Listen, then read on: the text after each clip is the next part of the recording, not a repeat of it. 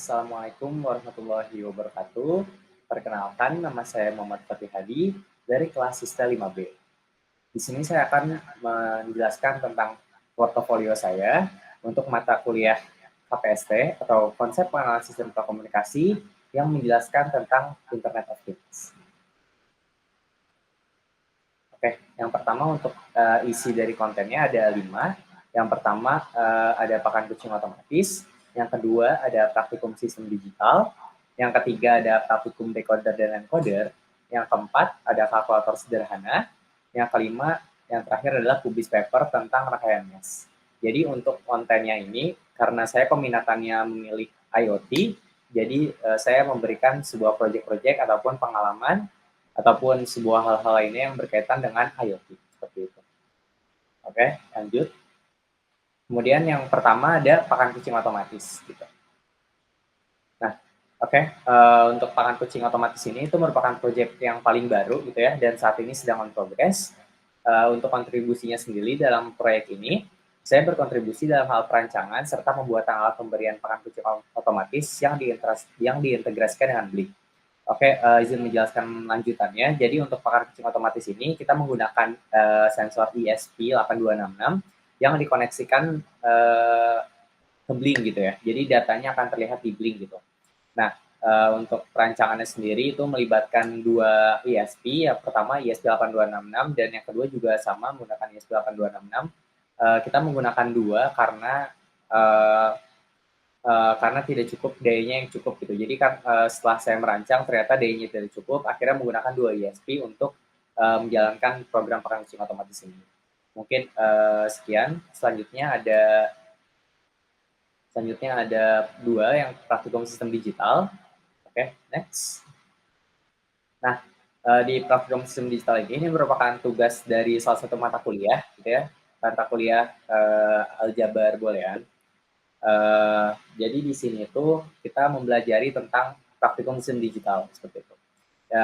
Jadi untuk kontribusinya dalam proyek ini saya berkontribusi dalam hal perancangan serta pembuatan rangkaian yang terdiri dari beberapa gerbang logika, ada NAND, ada AND, ada OR dan NOR. Jadi masing-masing ini memiliki fungsi yang berbeda-beda, kemudian dilakukan pengamatan terhadap hasilnya. Jadi di situ saya merangkai satu-satu gitu ya bersama dengan tim. Kita merangkai logika NAND, kita AND, OR, dan NOR dengan tentunya dengan bagi-bagi gitu ya. Setelah dirangkai, kita melakukan pengukuran berdasarkan gambar, kita melakukan pengukuran melalui multimeter untuk dicek berapa sih ampernya, berapa sih berapa sih voltasenya kayak gitu. Jadi setelah itu didapatkan, kita melakukan analisis gitu.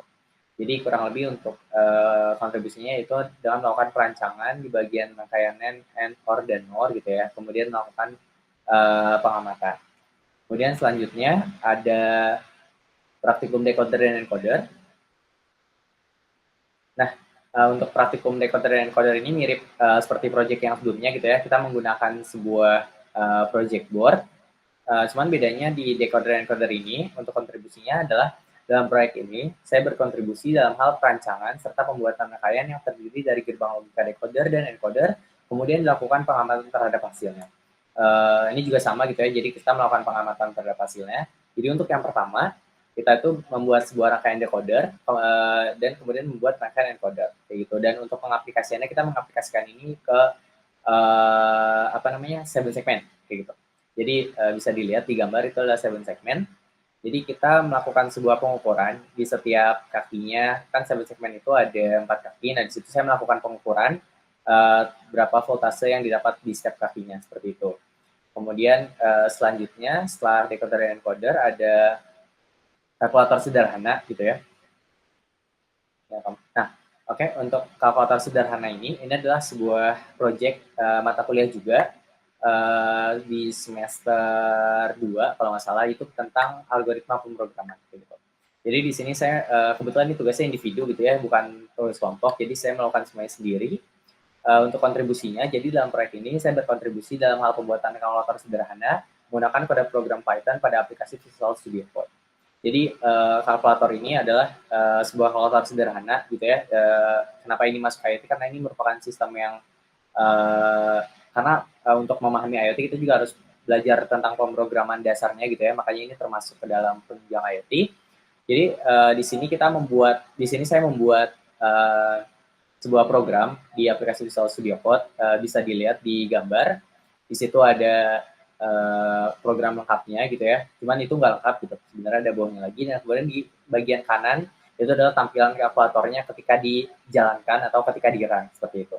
Jadi sangat sederhana memang. Jadi di situ hanya ada terisi angka pertama, kemudian angka kedua gitu. Kemudian di bawah itu ada sebuah pengoperasian bilangan, ada plus, ada minus, ada kali dan ada bagi gitu. Dan untuk hasilnya ditampilkan di bagian paling bawah gitu. Kebetulan hasil yang ditampilkan pada gambar adalah hasil dari perkalian. Jadi hasil dari perkalian 2678 dikali 9744.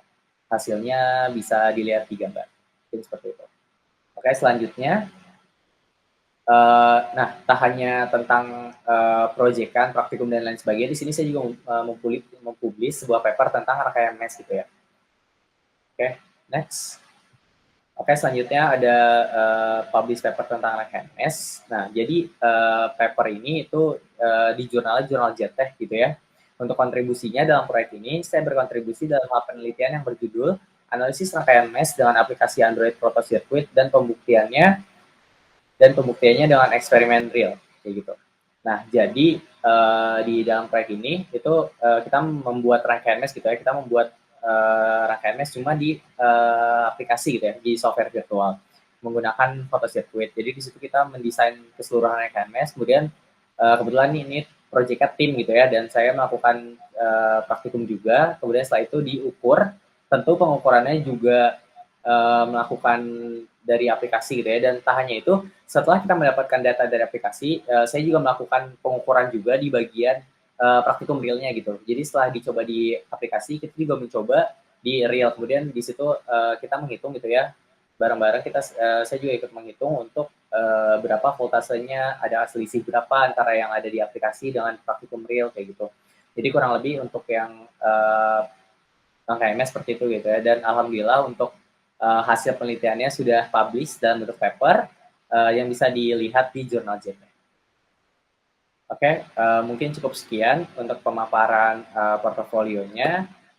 Kurang lebih seperti itu karena saya memilih topik IoT, jadi saya memilih yang selinear, yaitu salah satunya ada pemrograman dan juga ada tentang rangkaian listrik gitu ya. Karena menurut saya pribadi itu adalah rangka dasar yang untuk dipahami sebelum kita melanjutkan sebuah perancangan yang berkaitan dengan IoT, seperti itu. Mungkin cukup sekian, kurang lebihnya mohon maaf. Wassalamualaikum warahmatullahi wabarakatuh.